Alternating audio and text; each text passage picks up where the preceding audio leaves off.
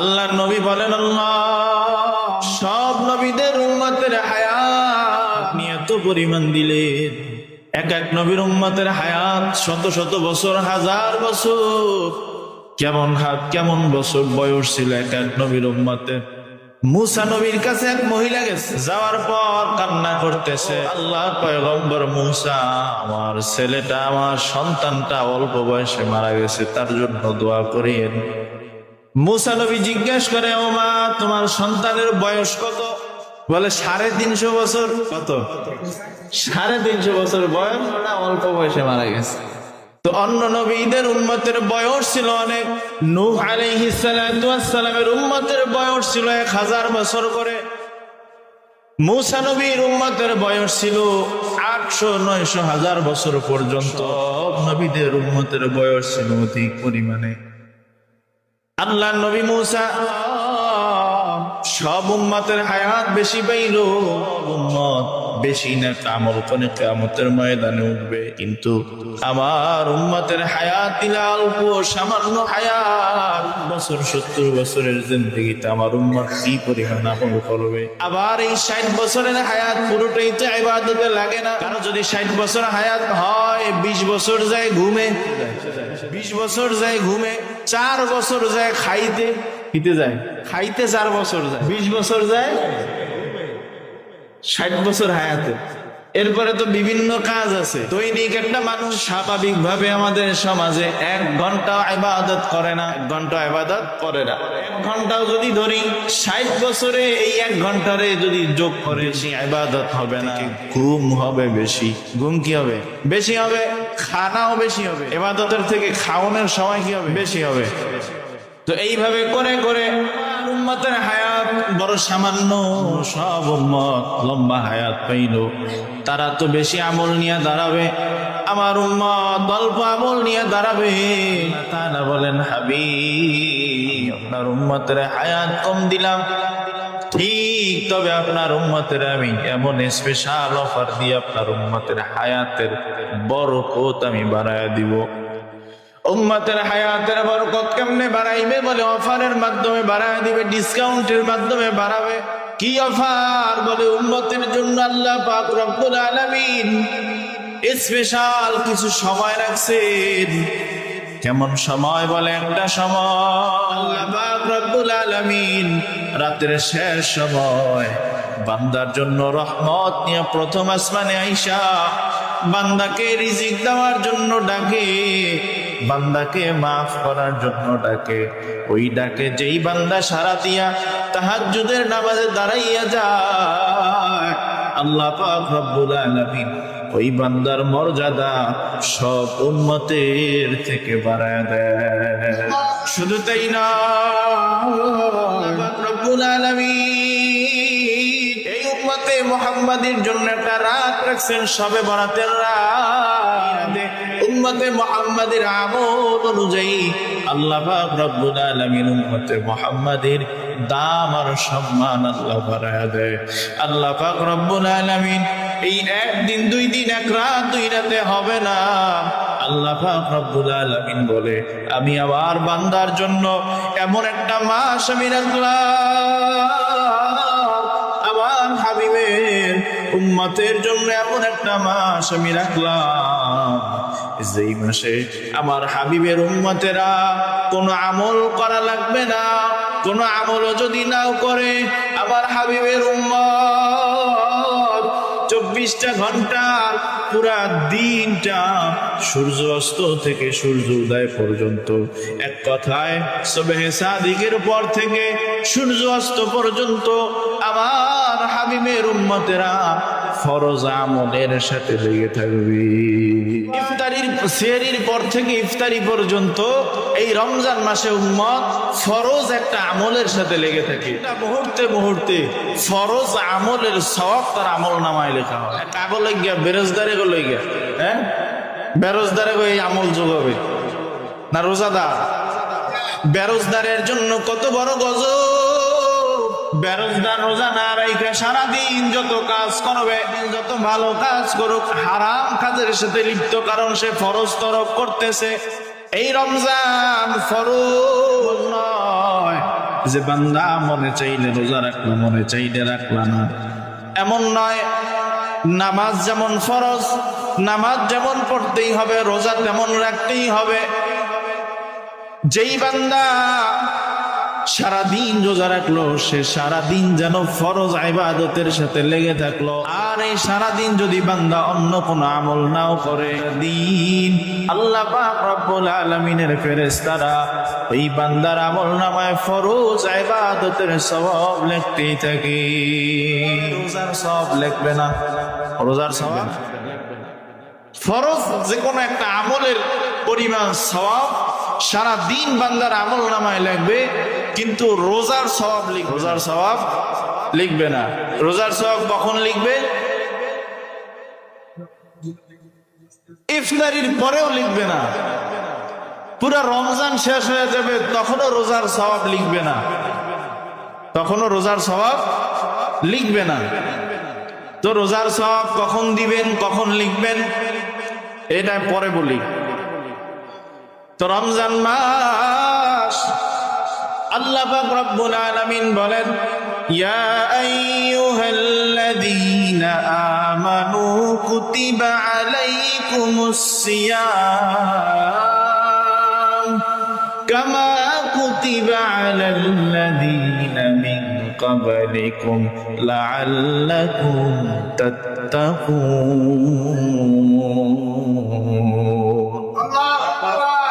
আল্লাহ রাব্বুল আলামিন বলেন, হে ঈমানদাররা, যারা আমি আল্লাহর উপরে বিশ্বাস করো, যারা ঈমান এনেছো, কুতিবা আলাইকুমুস সিয়াম, তোমাদের উপরে রোজাকে আমি আল্লাহ ফরজ করলাম, রোজাকে আমি আল্লাহ বাধ্যতামূলক করে দিলাম। কিন্তু বান্দা মনে করিও না আমি আল্লাহ তাআলা তোমাদেরকে রোজা দিয়ে তোমাদের উপরে অবিচার করেছি, অন্যায় করেছি, জুলুম করেছি। না না, এই রোজা শুধু তোমাদের জন্যই ছিল না, কামা কুতিবা আলাল্লাযীনা মিন ক্বাবলিকুম, তোমাদের পূর্ববর্তী যারা ছিল তাদের উপরেও আমি আল্লাহ তাআলা রোজা ফরজ করলাম, তাদের উপরেও রোজা ফরজ করেছিলাম। কেন রোজা ফরজ করলাম? লাআল্লাকুম তাত্তাকুন।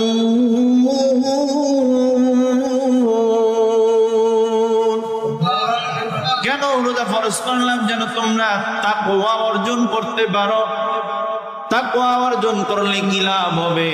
বলে যারা তাকওয়া অর্জন করবে তাদেরকে মুত্তাকি বলা হয়। আর তাকওয়া অর্জন কিভাবে করবে? বলে রোজার মাধ্যমে বান্দা গুনাহ থেকে বিরত থাকবে, গুনাহ থেকে বেঁচে থাকবে। আর যারা গুনাহ থেকে বেঁচে থাকবে, গুনাহ থেকে বেঁচে থেকে পূর্ববর্তী গুনার মাফ নিয়ে নিবে, আগের গুনার মাফ করে নিবে, নতুন করে আর কোনো গুনাহ করবে না, এদেরকে বলা হয় মুত্তাকি। আর যারা মুত্তাকি হবে, কিয়ামতের ময়দানে মুত্তাকিদের কোনো হিসাব হবে না। যারা খাঁটি মুত্তাকি হয়ে যাবে, আল্লাহ পাক রব্বুল আলামিন কিয়ামতের ময়দানে তাদেরকে বিনা হিসাবে জান্নাত দিয়া দেয়। তো রমজান মাস কেন দিলেন? বলে তাকওয়া অর্জনের মাস। আর রোজা কেন দিলেন? বলে বান্দা রোজার মাধ্যমে বান্দার আমলের ব্যাটারি চার্জ হয়। কি হয়? আমলের স্পিরিট বাড়ে রোজার মাধ্যমে।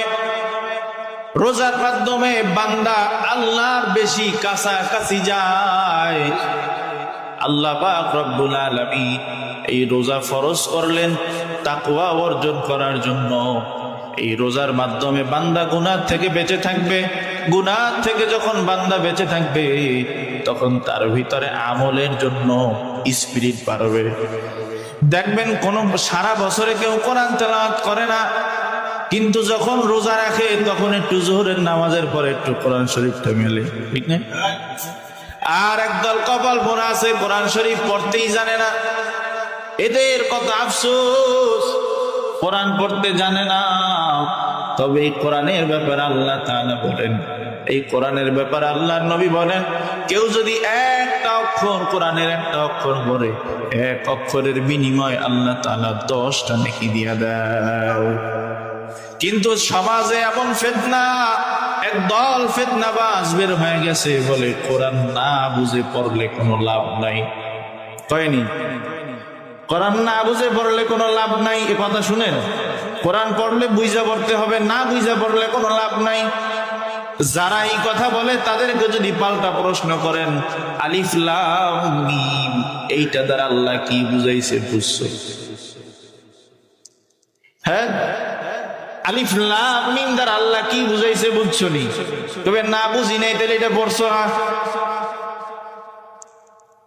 আলিফ লাম মিমের অর্থ দুনিয়ার কেউ জানে না। ওয়াল্লাহু আ'লামু বিমুরাদিহি, আল্লাহ তাআলা ভালো জানেন।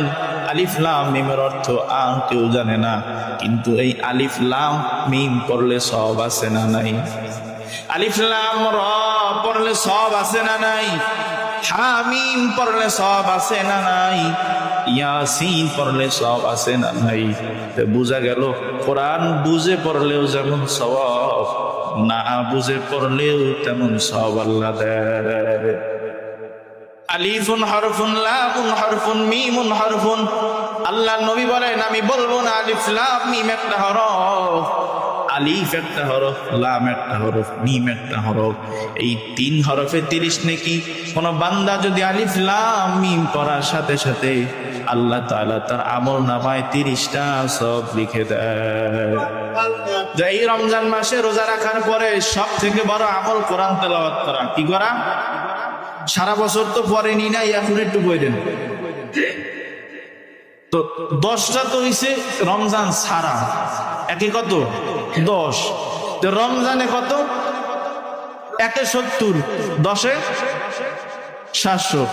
যত সুন্দর হবে পড়া, যত তাকওয়ার সাথে হবে, যত ইখলাসের সাথে হবে, তত শূন্য, হ্যাঁ শূন্য তত বাড়বে। তো এই কোরআন তেলাওয়াত দরকার আছে না নাই? আছে। তো রমজান মাসে রোজা রাখার মাধ্যমে বান্দার আমলের স্পিরিট বাড়ে। আর এই রমজান মাসের রোজা রাখার ফলাফল কি? রোজা রাখার ফলাফল as-sawmu li wa ana ajzi bi। আল্লাহ নবী বলেন বনি আদম সন্তানের সব আমল তার নিজের জন্য। যত আমল করে বনি আদম সব তার নিজের জন্য। সব আমলের সওয়াব সাথে সাথে ফেরেশতারা লিখে দেয়।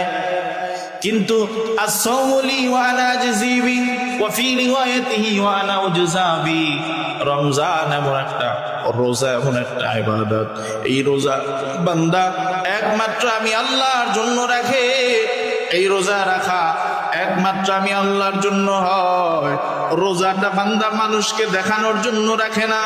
যেই বান্দা একমাত্র আল্লাহর জন্যই রোজা রাখে, আল্লাহ পাক রব্বুল আলামিন বলে এই রোজার প্রতিদান, এই রোজার পুরস্কার আমি আল্লাহ তাআলা ফেরেশতার মাধ্যমে দেওয়াবো না।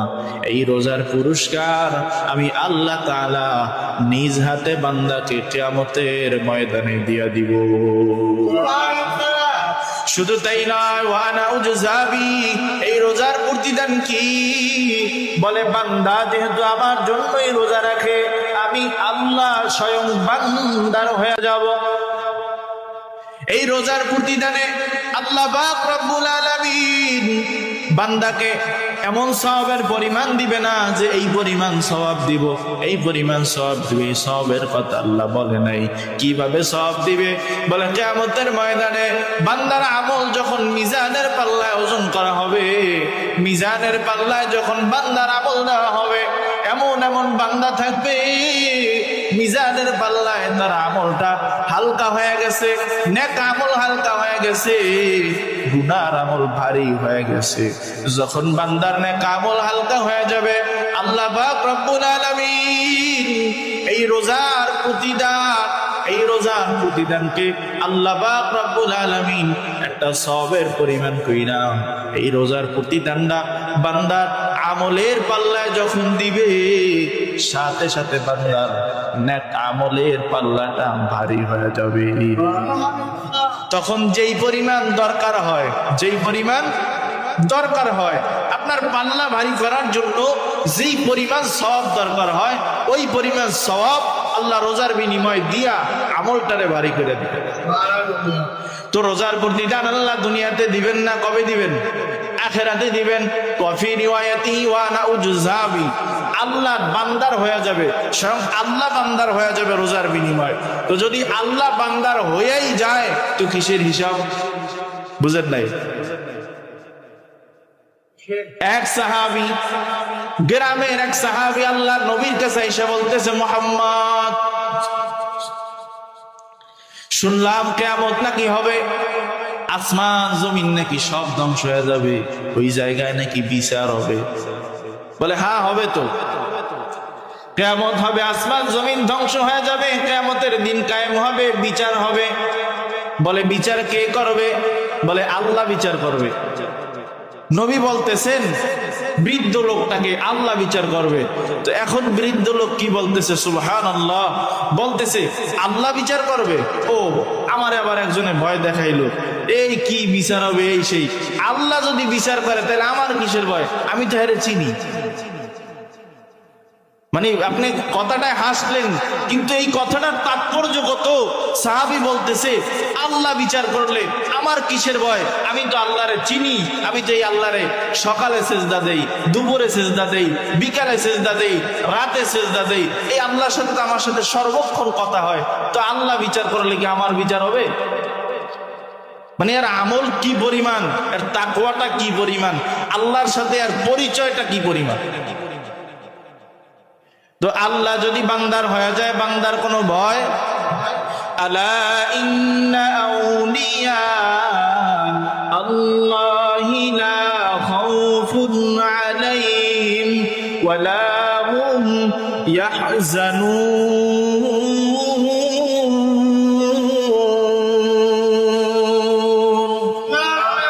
আল্লাযীনা আমানু ওয়া কানু ইয়াত্তাকুন। আল্লাহ তাআলার ওলি যারা হবে, আল্লাহওয়ালা যারা হবে, আল্লাহ তাআলার খাঁটি বান্দা যারা হবে, লা খাউফুন আলাইহিম, তাদের কোনো ভয়, ওয়া লা হুম ইয়াহজানুন, তাদের কোনো টেনশন, তাদের কোনো পেরেশানি। এই আল্লাহর খাঁটি বান্দা কারা? বলে আল্লাযীনা আমানু, যারা ঈমানদার, ওয়া কানু ইয়াত্তাকুন, যারা মুত্তাকি, যারা ঈমানদার, যারা মুত্তাকি। আল্লাহ নবী বলেন মান সামা রমাদানা ঈমানান ওয়া ইহতিসাবান গুফিরা লাহু মা তাকদ্দামা মিন যামবি। ঈমানের সাথে যেই উম্মত, যেই বান্দা রোজা রাখবে ঈমানের সাথে, ওয়া ইহতিসাবান গুফিরা লাহু মা তাকদ্দামা মিন যামবি, আল্লাহ নবী বলেন এই রোজার বিনিময়ে আল্লাহ পাক রব্বুল আলামিন ওই বান্দার আমলনামার সব গুনাহগুলো মাফ করে দেন। ঈমানের সাথে খাঁটি নিয়তে আল্লাহর জন্য রোজা রাখলে আল্লাহ পাক রব্বুল আলামিন সব গুনাহগুলো মাফ করে দেয়। কিয়ামতের ময়দানে যখন সব বান্দাদেরকে আল্লাহ তাআলা জান্নাতে দিবেন, সব বান্দারা যখন জান্নাতের দিকে যাবেন, একদল বান্দা আছে, এই বান্দাদেরকে আল্লাহ আলাদা একটা দরওয়াজা দিবেন, বাবুর রায়্যান। জান্নাতের এমন একটা দরওয়াজা, স্পেশাল একটা দরওয়াজা, বাবুর রায়্যান। এই বাবুর রায়্যানের দরজা দিয়া দুনিয়াতে যারা রোজা রাখছে, রোজা কখনো বাদ দেয় নাই, এই বান্দাদেরকে আল্লাহ পাক রব্বুল আলামিন এই বাবুর রায়্যান নামক দরজা দিয়ে প্রবেশ করাবেন। রোজাদাররা ব্যতীত এই দরজায় কেউ যেতে পারবে না, কেউ যেতে পারবে না। তবে কোন রোজাদার? যারা কখনো রোজা মিস করে নাই, শুধু শুধু রোজা বাদ দেয় না মানুষ, ভালো লাগে রোজা রাখলে নাকি শুকায় যায়, শরীর নষ্ট হয়ে যায়। হ্যাঁ আচ্ছা, হুজুররা কি রোজা বাদ দেয়? হুজুররা রোজা বাদ দেয়, আমারে বাদ দেন, অন্য হুজুররা রোজা বাদ দেয়। আমি নালে শিখ না, অন্য সব হুজুররা মোটা মোটা না? সন্দেহ হয়। এই হুজুরকে পিছিয়ে আবার নামাজ পড়েন, হায় রে ইমান।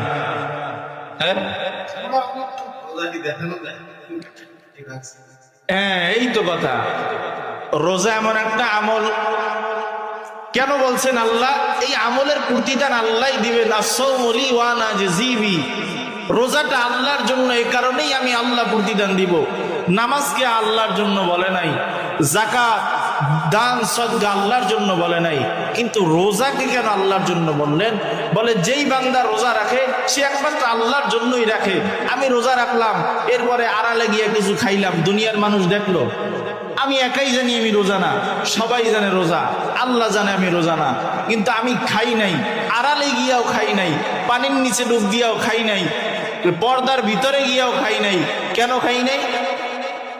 আল্লাহর ভয়। তো এই রোজাটা কার জন্য হয়? আল্লাহর জন্যই হয়। এই প্রতিদান আল্লাহ তাআলাই দেয়। এরপরে এই রমজান মাসে ইফতার করার নিয়ম না, হ্যাঁ, মানুষকে ইফতার করার না। এই ইফতারের একটা ইফতার কেন আর ইফতারের প্রতিদানটা কি? বলে যেই বান্দা একজন রোজাদারকে সামান্য খুরমা খেজুর দিয়া ইফতার করায়, কি দিয়া? খুরমা খেজুর দিয়া পর্যন্ত ইফতার করায়, আল্লাহ পাক রব্বুল আলামিন ওই ইফতার করানোর মাধ্যমে তার আমলে 2টা রোজার সওয়াব দেয়। কয়টা? 2টা। এক তো সে নিজে রোজা রাখলে, নিজে রোজা রাখলে সেই রোজার সওয়াব, আর ইফতারি করানোর জন্য আরেকটা রোজার সওয়াব। এই সওয়াব কখন দিবে? যখন মিজানের পাল্লায় বান্দার আমল ওজন করা হবে। এই সওয়াবটা আল্লাহর কাছে স্পেশাল থাকবে। কি পরিমাণ সওয়াব আছে কোন ফেরেশতাও জানবে না, দুনিয়ার কেউ জানবে না। সুবহানাল্লাহ। তো এই সওয়াবটাকে আল্লাহ তো এমনিতেই ওই দিন চাবে কোন বান্দাকে বেশি সওয়াব দিয়া জান্নাতে পাঠানো যায়, কার কি পরিমাণ সওয়াবের ঘাটতি আছে, এই ঘাটতি গোপনে আল্লাহ পূরণ করে দেবে। তো গোপনে যদি দেয় কি পরিমাণ দিবে মনে করেন? বুঝেন নাই?